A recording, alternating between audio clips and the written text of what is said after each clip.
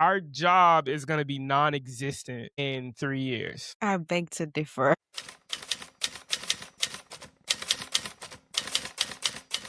Yeah, I think we're still gonna be around in good. more than 3 years. It'll take quite a while longer to get rid of creative people, especially creative. I think if anything, will be more significant over time. I like that.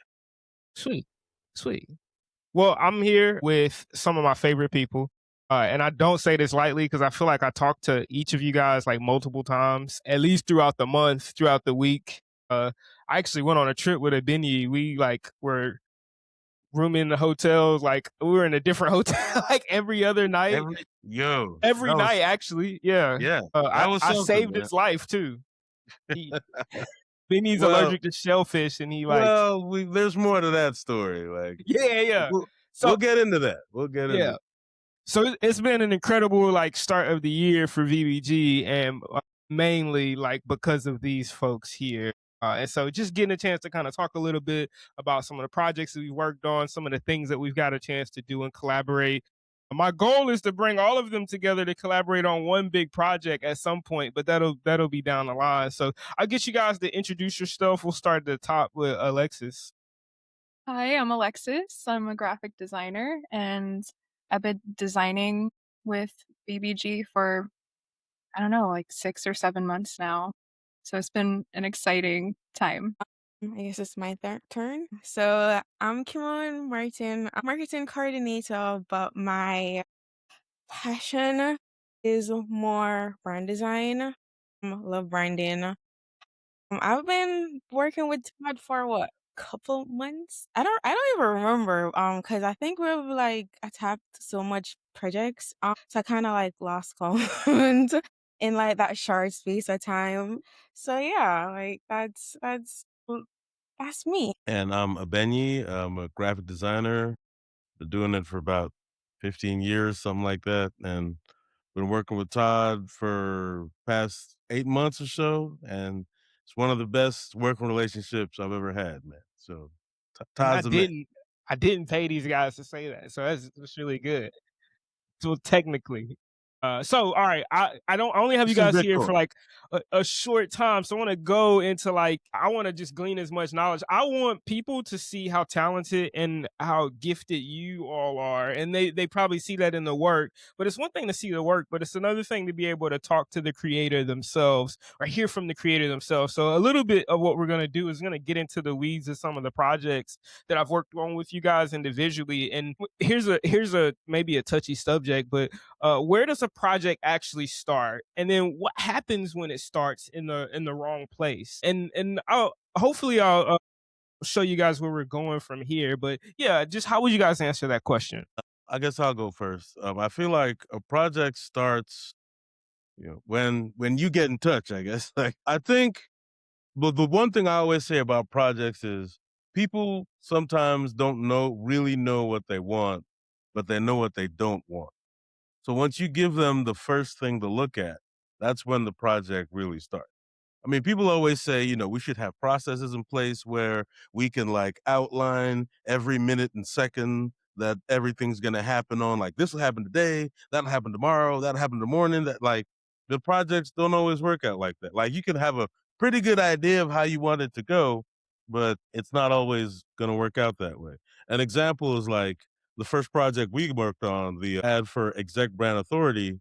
You gave me like a ton of text, and then I like took all that text and put it on the page. And I was like, I don't know if I like this, but I need to get this in front of you. And then you were like, hey man, you don't have to put all the text in there. Just, condense it to like make it exciting, big headline, tagline. And once I did that, then we had like the back and forth until we got like the final design. So I was like, I needed to get that in front of you so that then we could like really get started. For me, it's more of it start with the problem because, like you said, the client don't normally know what they want. So my cut through with it is, what's the problem? Like, tell me the problem, and I'll give you the solution. And that's how all of my project starts, actually, I was like, hey, what is it that you want? Like, I know what you don't want. You just want it to look good, but it must like mean something to you than just look good. Like, I know like 90% of it is like, I want to make money from whatever the project is. So I'm like, okay, let's start with the problems. I think that's where it starts with me. Like, just tell me the problem and I'll like find a solution for you. Yeah, for the process of any design or project, it all starts with just in my brain. Whenever I talk with a client and they share, it's just me fully listening and fully taking in all that they have. So it's like a brain dump that they go through, and I just kind of let them have that stage for that, and then I let my brain, like, my brain is already just imagining and envisioning all the possibilities. It's just that's how my mind works. So I think that's where the project starts, is just in the mind when when as I'm listening to my client. Because yeah, similar to what you guys had brought up, sometimes they don't really know the problem or what the solution is, but with creative minds like us, it's like our minds are always just on for those things to just problem solve those things. And yeah, and I enjoy that a Yeah. lot. Favorite Yeah. parts of the process, that like that's literally my favorite part. Just like trauma dump on me, like tell me everything, like complain, and I just take that complain and like turn it into the end project. I was like, I Mhm. love that part because during that process, your brain has like so much ideas, and I'm like, okay, hold on, maybe I could do it this way, maybe I can do it that way. So like the brain is like, okay, do this, do this, do this. I think that's my favorite part. Yeah, because it's so raw, like, the ideas that they have or what they're thinking through is raw, and I think that's the beautiful part of the project, is just the rawness and the authenticity of them coming before you with these things, and then yeah, and then having all of that space to just think through those things and give it kinda like a makeover, whatever. Yeah, that's so true. Cause you sometimes like how clients like it might sound like a dumb idea, but they don't know that that dumb idea will is literally what will like put the whole thing together. So I love like I tell all my clients I love dumb ideas. So hit me with the best dumb idea you have. Especially And when you can take that idea and then turn it into some magic, and you're like, Yeah, uh, see, look what your dumb idea did. yeah. think what you guys are describing here, and I love this too. The direction you guys are going is that creative strategy, and I've last year I became just like super interested in what is the role of a creative strategist, and I think since I've met the three of you, I haven't gotten a clearer answer. I just know that there's a spectrum because when I look at the spectrum of creative strategists, I operate on the performance side. I like ideal customer profiles. I like, hey, how does this get to the right people? Who are the people that this needs to get to? But then I appreciate working with, Alexis, who has this art direction and is able to pull together this artistic direction, and Kimmone, who's brilliant in messaging, but then also making sure this all aligns, and Abbenyi from the graphic stand, and then also being able to incorporate photography and videography. Like I wanted to kind of get y'all's perspective on some of the projects you've worked on with VBG, and even in those projects, creative strategy that you were able to solve. Maybe there were some problems there. I know for all of you guys, you're really good at working with difficult people because you guys have worked with me, and I've given you guys, I probably haven't given you a lot of like great, fluent briefs that have all of these things laid out, but you guys do a great, I mean, I think all of you have pushed back in different times. That's why I really appreciate you. You guys have all pushed back in different points of like, hey, maybe go this way. And so I like that. So talk a little bit about some of the projects. If it's a project that's not out yet, we'll bleep it out. Just bleep in here, but talk about some of the projects and maybe some of the problems that you've been able to solve specifically. I will say, like, one of the projects we were working on, the concert for Sign of the Times Carolinas, and I had initially done a design, like just a basic design, But one thing I will give you credit for is like when you get something and you have to give feedback, you give like very detailed feedback. Like that's one Good. thing you're good at. Like, I think the opposite. So I'm like, man, maybe I'm not detailed enough. So that's good. well, We'll save that. We'll save that soundbite for Wells. I'm gonna send that to him.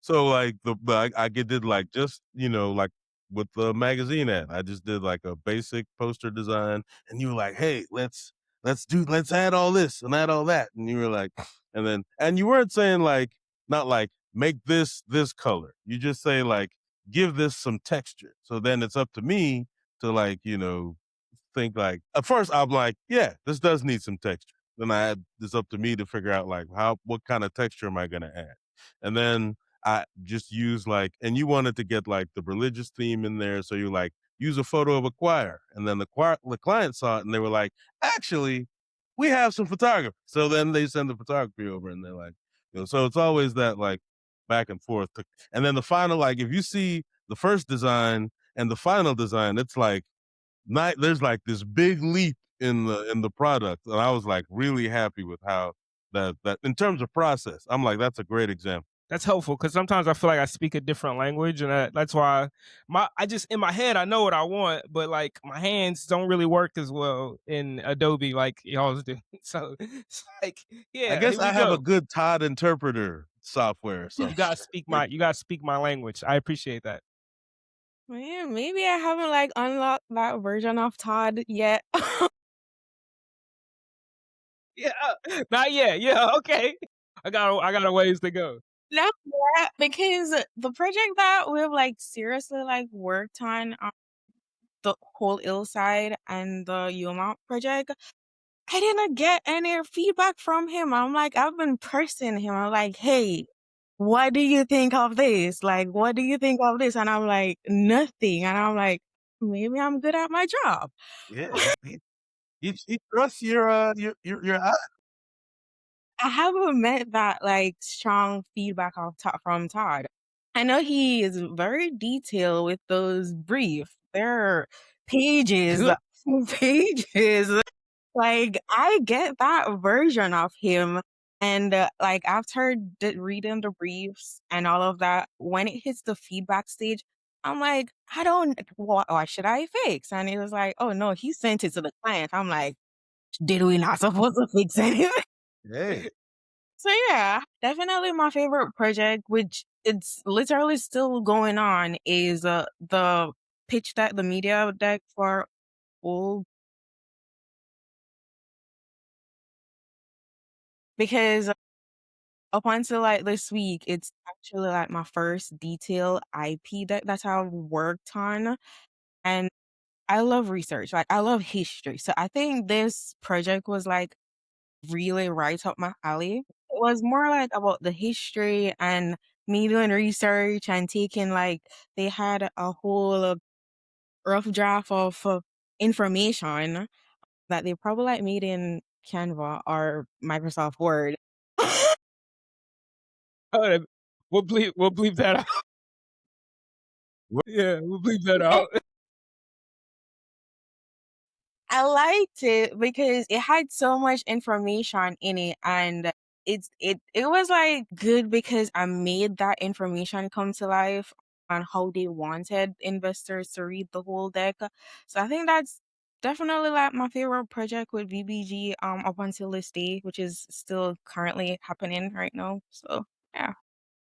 Well, the first part of that project, when we initially started talking about it, because there's two or three different creative projects, creative concept projects that I came to you with, Kimmone, and the one with Old Hillside specifically, the idea that I had in my head was so different, right? Like I was trying to rent a farm and get some horses, and we were gonna like take it back to like the 20s sort of. And Kamon was like, hey, just like think of it this way. And I was like, okay. And then I started thinking of it a little differently, and it was in my box, and I was just in a box there. And probably one of the like best pieces of advice I've heard this year was Kamon told me to like take my CEO hat off and to like think like a creative instead. And it was good because I got a chance to give myself permission to not just think, well, how much money is this going to cost? Yeah. And then, but then at the same time, to also think, hey, what is something that the client would absolutely appreciate, instead of just trying to go big and right away. And you can, it's great to think big, and I feel like I'm a visionary, so I feel like I think big on a regular basis, but don't want to miss the mark. And I think that was really helpful. So, and there's another project you mentioned that we'll come back to, but Alexis, what about you? Yeah, I think the project I'm most proud of, only because it was such a challenge, was the Sankofa one, because that was probably one of the longest projects I've spent on. But it was really rewarding because when you really hit the nail on the head for your client, like when you finally get there and they're like, yes, this is it. This is the logo, or this is the identity. This is what I was hoping for or envisioning, or even better. It's like, it hits me in the heart. I'm like, oh, this is great. This is exactly why I'm doing this. This is what I love to do. But yeah, because that project in particular had, or started with, 3 different directions. And I was like, okay, we have 3 mood boards here, 3 different directions, and they're going to be multiple iterations of each. And yeah, and kind of like, it felt like a tug of war for multiple of them. So, but I knew that no matter which direction it went, that it would work out. I'm like, okay, it's the stubborn problem solver in me. It's just going to come out and it's going to be like, okay, we're going to make this happen and we're going to make this work, even if it's not like what I would prefer. So yeah, I think we ended up going the direction of a S shape with arrows included in it. And the challenge with that I didn't realize until in the middle of working different iterations of that was, I just thought, I'm like, wait, isn't there another logo that's an S shape with arrows in it? And you guys, I thought I finally figured out Subway as a very Yeah. similar, like they have an S with arrows. And I was like, oh Yeah. man. So I had to go back, look through the iterations I made, and completely take out the ones that were somewhat like close or resembled that, because I did not want that to be associated. So it was a funny, I almost got wrong moment for me. Two very But different things. Like, yeah, but I'm so thankful that came to mind, because I am very much a visual person, and I kind of obsessively look at logos all around me wherever I go. So it just came to mind. I'm like, okay, yes, not Subway. Sankofa is going to have its own identity, and we're going to make this happen. So that was a challenging project for multiple reasons and layers, but I am pretty proud of that one because it landed where it did. And yeah, I just was really excited about that one. That one was really tough. And my friend Andy we've done that logo 4 or 5 different times, right? So like that Sankofa logo. So like we did that twice last year and maybe 2 times before. And Andy sits in such a position where, well, if you look up Sankofa bird, there's like there's the same Sankofa bird that's used across. So like, how do we get something super unique? And that was an issue. But then also, like, how do we not co-opt like Pan Africanism, because that's not necessarily what we're trying to communicate with Catalyst. So it was a difficult project. I feel like if I'm being honest, I think Alexis did 4 or 5 different logos that look better than what we actually came the final version. But when you see where we actually landed and how it fits with the ecosystem of Catalyst, it fits so, because it was not necessarily a main logo. It's a sub branding of a program within it. So it fits well, and that's why I was like, man, I'm so disappointed, because these 3 other ideas that Alexis had, these concepts they're stuck on her computer now somewhere. Like I was like, I got to get her to do another project, because I want to use one of those. And I when I sent her the most recent brief for a project, I'm like, hey, don't be afraid to use that if you need to, or maybe pull some concepts there because I'm interested in it. But just hearing you guys talk about these projects, it definitely does bring me a lot of joy because I love the work we've done. But Kimmone mentioned earlier the Yima project, and it's a freeze dried fruit brand out of Ghana. We're wrapping that up today. So we did the photo shoot and the product shoot and everything. But just where we're going with AI, everything we've talked about are all things that people can produce in like 5 or 10 minutes with ChatGPT, right? And so like even the Yima project, when I saw what we were doing with the product shoot, and I really love and I've enjoyed the product shoot because I think the products that people have really tell a story and how they're positioned. I love, Alexis did a project for us and a logo, and I sent her the photos like, hey, here's how it turned out, and just Gemini or Google has a process now where you can put the product in and it'll create it. Like, how does that not scare us, or like how confident you guys feel going forward, like competing with that? I am fine because a client can use yo, um, I'm fine. I'm good where I'm at because the thing with clients is they know what they want, but they do not know how to describe it. So if it's a case where they're gonna ask AI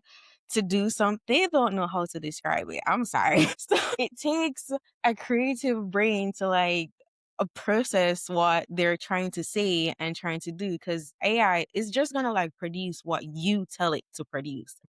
So I'm good. I more see AI as a tool. I use it as a tool, especially when it comes down to Adobe. Like that, it to me, I use it as a shark.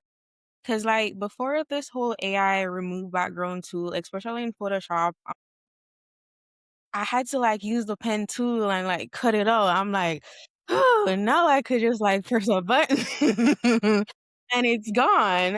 So I use it more as a tool to help me to speed up the process than like against it pro. Fun fact, if a business has like uses AI to create a post for their website or an event, I'm not going.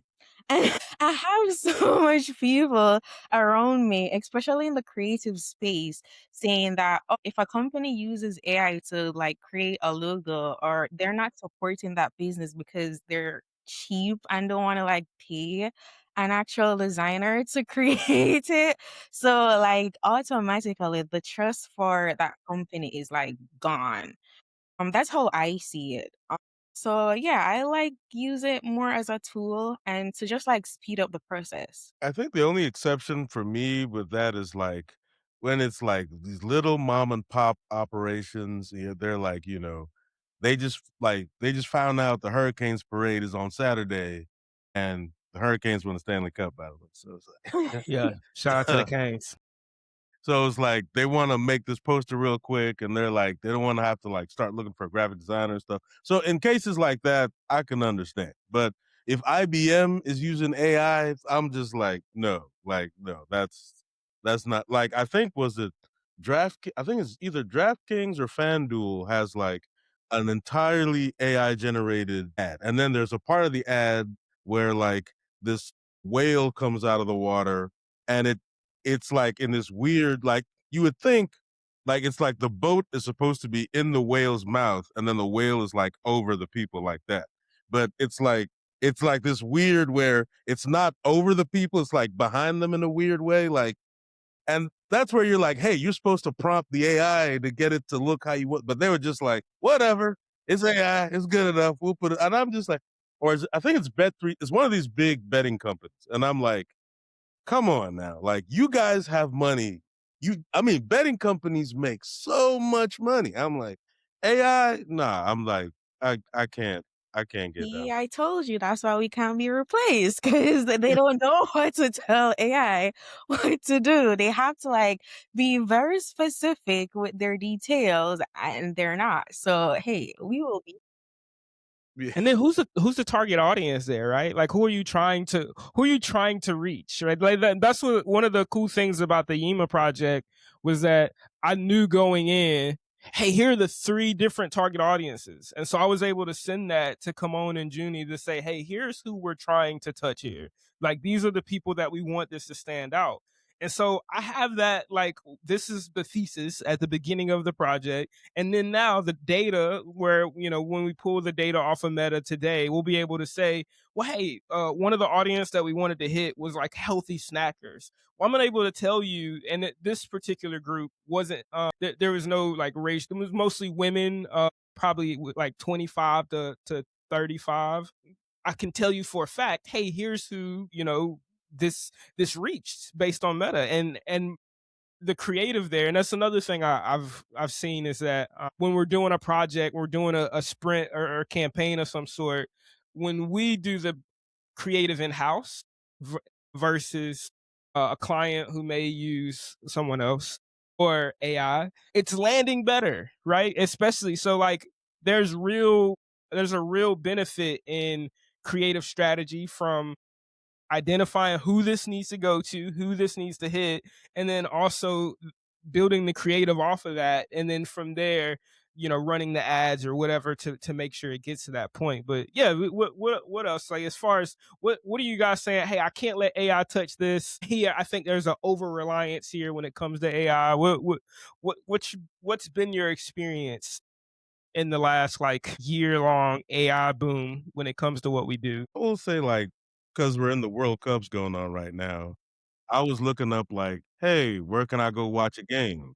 And I would say, like, probably 80-90% of businesses, all their like World Cup ads are AI generated. Like, you'll see it'll be missing certain information because they didn't, prompt it in there. So it'll be like, it'll have the address, but it won't have the date. And then the date will be like 8 p.m. dash 9:30 on the next on the next slide. Because it's like the AI, you told it to put in 8:30 to 9:30. So it just does 8:30 to 9, and then the 30's on the next line. And I guess they don't know, either they ran out of credits or they didn't know how to fix it or they didn't notice it or something. So, like, I've been seeing all these bars, sports bars and restaurants all over the place, all these AI generated like flyers for their World Cup stuff. And I'm just like, I mean, like I was saying earlier, I get it. But the World Cup, we've known about this for a while. Like, they Yeah, can't it was say like they had they're in the 4 years to plan it. yeah, yeah. They can't say they're in a time crunch and they just wanted to, like. So I think in that sense, there's all that nuance that, I think for some companies, they're just like, we just need to put whatever out there. And then you can always tell the companies that really value their brand and their image, they wouldn't do something like that. So I think it also depends on the companies. Like, Yeah, although it's so trendy right now, just using AI, and a lot of people are just hopping in the bandwagon for that, like, the craftsmanship is what's missing in that. Like, AI is not gonna pay attention to detail unless you do, and because it's missing that craftsmanship and that attention to detail, I just think that's why I made my statement earlier that I think we're as creatives, that we're gonna be only more significant in the coming future because of this bandwagon and this trend that everyone's jumping on. Yeah. And they all look Nope. the same. They all Yeah. Yeah. yeah, they Yeah, literally yeah. all look the If you've 100%. same. seen one Chat GPT like flyer, you've seen them all. Yeah, You've seen them all. they They got literally the all look same the same. exact texture. Now, Mhm. where I know, Kimone, you mentioned earlier, it's easier now with being able to use, just remove background. Where has AI made your life a little easier? The research part, because the thing is, I like research. I like fact checking. So I don't use it for the design aspect. I use it for the research aspect of my project. I need to know that there isn't okay, let's say a client come to me with a brand new name, they want a brand new identity. That's where I do my research and be like, hey, I think there's like 3 other companies in the world with the same exact name. Are you sure you wanna like go down this path? So to me, that's helping them prevent trying to already do the LLC and trying to so I think that's where it comes in hand for me because I like the research part of it. I don't just want to like get up and design a logo, I want to make sure that they're set from the get-go because the moment I start designing that logo, you're gonna come back to me again and be like, "Hey, I don't think we can use this because it's already there." So I'm kind of preventing myself from like doing the same exact thing twice. So in order for me to like prevent that, I start with the research version of it. So I think AI has helped me a lot when it comes on to like background research, and I also ask for proof because I need backup data to like show me that. So I think that's where the AI comes in hand for me. I don't really use it necessarily for the design part unless I absolutely need it. So I just mostly use it for, and in Photoshop or Illustrator, I'll probably like use it for a pattern. That's my cheat code because normally, we have to go in and like create a whole pattern and all of that. And now I could just like click one button and like get a couple patterns, which I mean, I still have to edit, but hey, I don't have to do it all from scratch. Yeah, patterns are a great one because the process, like, you have to like split it into a grid and then move stuff around, and then you're like, then you generate patterns. Like, well, that's not right. Then you have to go back, you move the stuff in the grid, and you're like, generate patterns. Like, that's not quite right. And then so it's a it's an involved process. So I'm with you on the pattern one. Like, I haven't done AI patterns myself, but knowing how much it takes to make a pattern, I'm with you there. I would say for me personally, I just feel like the things I want AI to do, it can't do yet. So it's like the biggest one for me, for example, is like the poster for the Sound of the Times Black History concert. You needed that in a whole bunch of different sizes. In a perfect world, once I did the main poster, I just say Just AI, hey, resize it. make Yep. all these sizes. But I Yep. tried that and it did not work. I gotta be real. It did not work. You have Some to. some smart aleck is gonna watch this and then they're gonna probably comment, "Oh, you could use this tool," and it's like, yeah, but that tool's cost a ton of money and it doesn't do it exactly, and you lose some aspects of it. Yeah. Because you would think that it would be like, it'll give you like, 80%, and then you just need to like move. Like, no, it gives you like 20%. So I'm just like, there's no point in me like, it gives you the right size canvas, but I can make the right size canvas Yeah, myself. yeah, yeah. So I just feel like I think Adobe has that feature. Did they not? well, I like, because I did this 100%. like, I did this in InDesign, and I was like, "Let me see what it can do," and it just was not Yeah. up to my, because it has to guess, like, how you would move these things around in these other sizes, and I think if you give it, like, a really simple design, just like text on a white background with a background image, like, there's a picture of a beach concert, 9:30. It'll be able to, like, move that text in all those different sizes, but when I have the poster where I had, like, this giant 25th anniversary in the background, and I had all these lines and textures and all these things, and I'm like, hey, resize. And I didn't give it like a final JPEG. I gave it like the InDesign file with all the pieces. Maybe that's the key. Maybe I have to give it like, but it was like, I was like, I appreciate the effort, homie, but nah, you ain't ready for prime time. You still on the bench, man. You ain't ready to get, to get, you got, AI is still redshirting. I don't know when it's going to That's be ready to yeah. Give it a year or get on the 2. squad, but Year or 2 and a couple $100 of credits, and you'll yeah, it'll do that. Well, what about you, Alexis? Yeah, personally, I don't really rely on AI for creative things or design things unless it's just to explore or experiment or shortcuts. Yeah, like you mentioned. But otherwise, I would only use AI to revise like emails or things that I'm writing, just like processing more logical things. Yeah, I kind of have like a personal line with AI to not cross the boundary into my creative design space unless it's like really helpful to explore in that area with Adobe and all that they have incorporated with AI in there. But otherwise, I feel like more old school with my design and my design process. Yeah, same. I rather like create 10 mood boards rather than asking ChatGPT or Claude like, "Hey, give me ideas." Like, nope, I rather create 10 different mood boards.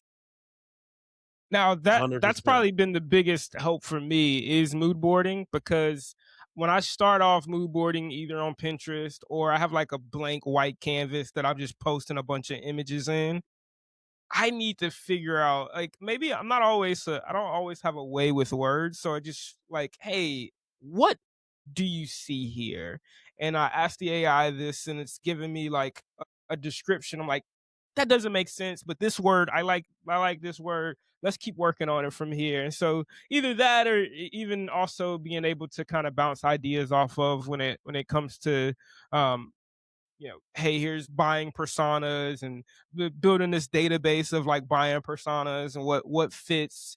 Or is there like what Kimone mentioned? Is there any other research that validates this buying persona, or maybe there's an opposite opinion there? So yeah, those are thoughts. But here's my last question, because you guys have been great. I feel like we could talk for like another hour on even the creative part. But I did want to say though, like go ahead. ditto on the rewriting with AI. Like that's like, I mean, I do it a lot less now because I think after I did it for a while, I kind of it helped me like hone my own rewriting process to Mhm. where like it helps me like having had AI rewrite all these emails and invoices and stuff. I kind of see what it is that I wasn't thinking of that AI helped me think of. So now, like when I get an email in front of me, I'll know how to like what to change so I can get that final result. And then another thing, there was like a link. Somebody posted about this on LinkedIn. That she was like, you know, when in this world where everybody's sending out AI generated stuff, when you put in your like awkward sentence structure with run on sentences and all that, it's authentic. Like in the past, people would have been like, why are you writing like this? But now it's like people appreciate that authenticity. They can tell you wrote this. You didn't put this through No AI. M dashes. Yeah, exactly. Yeah, no Yeah. M dashes. No. Well, all right. So, what has been, and this doesn't, it doesn't have to be. If it's a VBG related project, that's great. But what's been the best creative you've seen in the past year? So it could be in any genre, it could be in any like medium or whatnot. But what's the best creative that you've seen in the past year? I think for me, I guess I'll shout out a local studio, MRC. They recently rebranded an for Alpaca, the restaurant, the Peruvian restaurant over here. I'm not just saying this because they got some they got some free alpaca, which I got to try because they had like an open house. They had some alpaca there, You didn't and, text me. and Yeah, you didn't. I Yeah, you I didn't let should me know. let I you love know, me some man. alpaca chicken. So yeah. Like their rebrand for alpaca was, and the thing I really like about them is like if you follow them on LinkedIn, the CEO, Mike Rosato, great guy. He does a lot of hand sketching. He loves he just does random sketches and posts them. So much of their process is they get people to sketch stuff and they'll post the sketches so you can see how they were sketching things before they got to the final result. So I love, especially since we're talking about like authenticity and AI and this stuff. Like I love that they post like all their hand drawn stuff. So shout out MRC, man. Of course with VBG, the Sankofa, which we're working on now, like I think this is like when we were doing the back and forth on the podcast art, I think like when we got to the final thing, I was like, yeah, so I mean once the episodes are all out, we might have to do a separate podcast about the trip and all Yeah. Oh yeah, that's a good idea. Yeah, yeah, yeah, I like that. the Sankofa project, doing having all that original photography, like for the main artwork, I think I sent you like, what was it, like 12 or 13, or is it, I sent you a whole bunch because I'm we had still so many finding different gems photographs. in there. Yeah, I'm still Yeah, finding just gems in there. so many different photographs to choose from. So it was like, yeah, it'll be. yeah, it's gonna be, it's gonna be great. I'm really happy with where the project is going. For me, I don't think I've seen any good standout, and I've seen some terrible ones. Because like companies like are rebranding, and I'm like, stop fixing what doesn't need fixing. Stop fixing like what isn't broken. But for me, I don't think I can talk about it because it's like my current job. But I'll say look into the Chanel show, that fashion show that happened in France. Just saying. Yeah, yeah. Can't really like say much on it, but I think the creative and the process behind that, it stands out for an actual fashion show. I think it good. And the design that was like used for the stage and all of that, it's actually light. And persons were there like focusing on the clothes. However, the most memorable part of the show were those giant lights. Again, just give it a look. I say much on it, but I think I think that is like the most memorable, outstanding project I've seen in the like last year. So yeah, I've just seen the terrible ones, like terrible rebrands. So yeah. And for me, this person, like a creative that I am really inspired by for years now. He's not like a technically not like a graphic designer, more of an illustrator. His name is Tang Yao Hoon, and he does a lot of conceptual, surreal illustrations that play with negative space. And I just find a lot of inspiration from that creativity because a lot of his works are just brilliant. Just find so much kind of joy from like his color palettes and his ideas. I feel like the ideas are the things that inspire me the most of how he's able to, in such a clever way, piece things together to kind of tell a story. It's a lot of storytelling in using the negative space. Oh, dope. So I don't know if I have like a project outside of what we've done would be and this is like record breaking here for me to be a monumental be able to say this.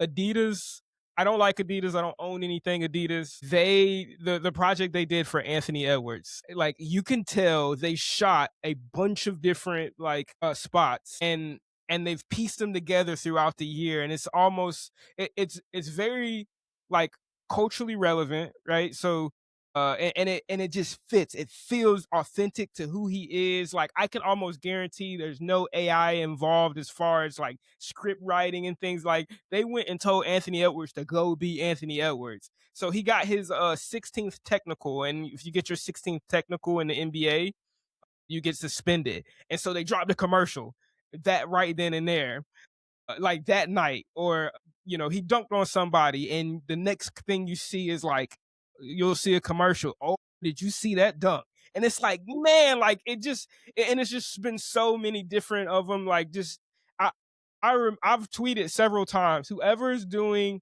the creative strategy, they know what they're doing. Like Adidas has like mastered it. And it breaks my heart that Nike has lost its. That'll be a whole nother episode. Yeah, that might be what I do here, a whole nother episode. But for the two projects here, the Old Hillside project, I keep coming back to that. I look at that, it comes up, and I'm like, man, we did that.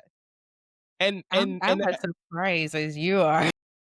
as we're working through, and I'm looking through, and now there's some. I was just talking to Kimmone about this the other day. There's some nitpicky things where I'm like, we should have done that better.